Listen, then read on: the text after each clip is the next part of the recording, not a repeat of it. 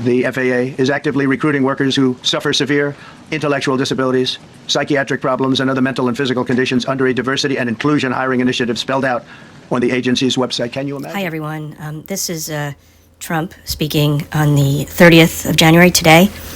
The morning after his horrible tragedy that took place last night with the collision of an airplane carrying over 60 passengers and a military helicopter.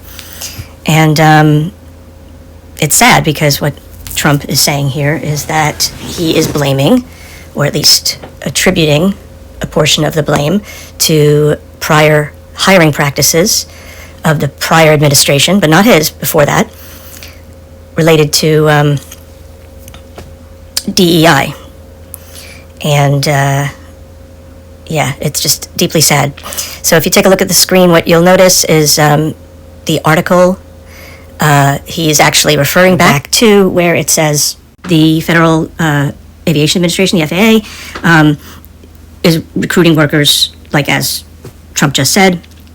The quote from the website is actually real, where it said targeted disabilities are those disabilities that the federal government, as a matter of policy, has identified for special emphasis in recruitment and hiring. These include hearing, vision, missing extremities, partial paralysis, complete paralysis, epilepsy, severe intellectual disability, psychiatric disability, and dwarfism. So this was heavily shared on social media, including by Elon Musk, where he said his smart friends couldn't believe this was really happening.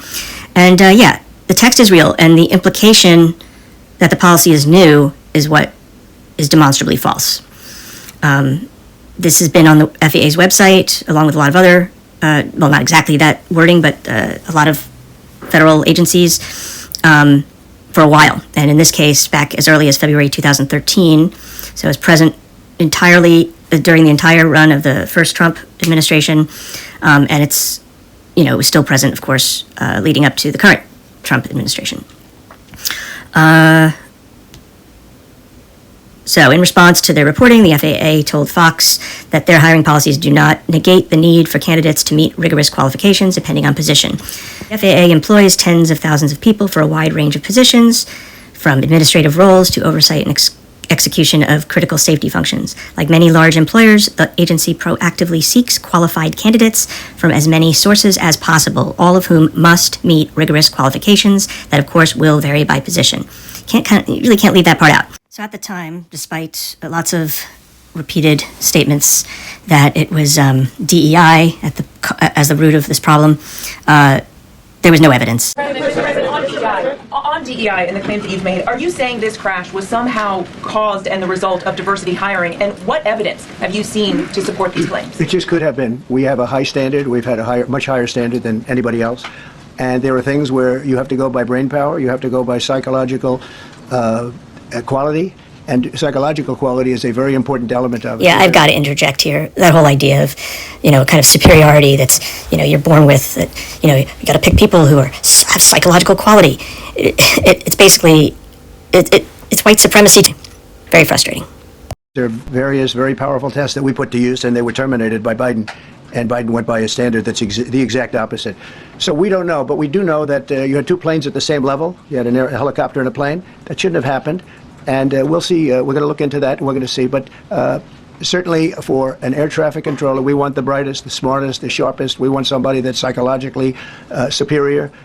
And that's what we're going to have. Yeah. If you're following along at home, Donald Trump has so far blamed Barack Obama, Joe Biden, the Democratic Party, Pete Buttigieg, the 2020 election, and diversity, all with zero evidence for the plane crash that occurred between a regional jet and a military helicopter. This is the same guy whose administration posted this more than a week ago. President Donald J. Trump ends DEI madness and restores excellence and safety within the Federal Aviation Administration. So if he ended DEI and finally restored excellence and safety, why now are we seeing the first commercial airline crash in nearly 2 decades? So let's go ahead and take a quick look at the FAA.gov website, where they list out what's actually required of the candidates to become air traffic controllers. And in addition to the fact that they need to have, been screened medically and physically, which includes some psychological testing, I imagine, as well, they list here that they take the Minnesota Multiphasic Personality Inventory, and a federal background check, as well as, of course, fingerprinting and drug testing. They also have to go through 1 to 3 years on-the-job experience before they're certified. So, yeah, I don't think DEI is gonna cut it as an excuse for why these people aren't highly qualified. They've had to go through quite a few hoops before they can be telling pilots how to fly their planes. For a high-stress, high-stakes career, Foxtrot Papa is on frequency. it all starts here. Left turns, expect further clearance. The Air Traffic Control Academy in Oklahoma City is full as the FAA pushes to staff up understaffed towers and center. But the academy washout rate is high, 30%. After the academy, up to 3 years of on-the-job training, where another 30% quit, often over stress and long shifts working weekends and holidays. 2019 graduate Janessa Milners now controls Los Angeles airspace. It was one of the most intense things I've done in my life. Just because you're trying so hard to make it through. Falcon 7350 Hotel, go around. The simulations as real as possible. Tabletop exercises teach spacing and runway orientation. Why now are we seeing the first commercial airline crash in nearly 2 decades? Was he lying when he said that he restored it a week ago? Or is he lying now when he blames it on DEI? Because he clearly lied, so it's just a question of when. In fact, Donald Trump was questioned on that point, and here's what he had to say. Issued an executive order, you say, will restore aviation safety. Right. This crash happened after that. Was the executive order successful, and what more need to change to keep people safe? Well, we issued it 3 days ago, and we're in the process of making those changes. This is something that should have been done a long time ago. Actually, my original order should have never been changed, and I think maybe you wouldn't have had this problem. Maybe.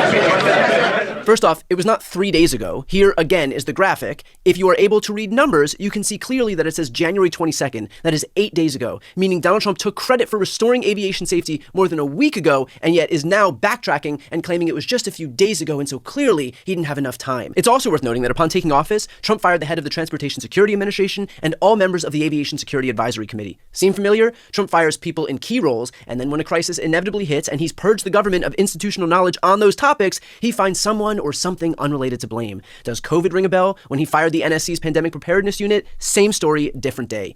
That was a point that Pete Buttigieg echoed. He tweeted, "Despicable. As families grieve, Trump should be leading, not lying. We put safety first, drove down close calls, grew air traffic control, and had 0 commercial airline crash fatalities out of millions of flights on our watch. President Trump now oversees the military and the FAA. One of his first acts was to fire and suspend some of the key personnel who helped keep our skies safe. Time for the president to show actual leadership and explain what he will do to prevent this from happening again." There goes Pete asking Donald Trump to do the impossible, take responsibility for his own actions. Now, in reality, there is 0 evidence that DEI had literally anything to do with this crash. And yet, when pressed on that, here's what Trump said. Mr. President, you have today blamed the diversity elements, but then told us that you weren't sure that the controllers made any mistake. You then said perhaps the helicopter pilots were the ones who made the mistake. It's all under investigation. I understand that. How you can come to the conclusion right now that diversity had something to do with this crash? Because I have common sense, okay? And unfortunately, a lot of people don't. That it was common sense. Common sense that it had to do with DEI because if anything goes wrong, it's common sense that a black person or a brown person had to be responsible. It's so obvious in his mind that a white person couldn't possibly have been responsible that even with 0 evidence, 0 proof, 0 backing, 0 data, 0 information, he's still willing to say it from behind the seal of the president because it's apparently common sense that minorities have to be to blame.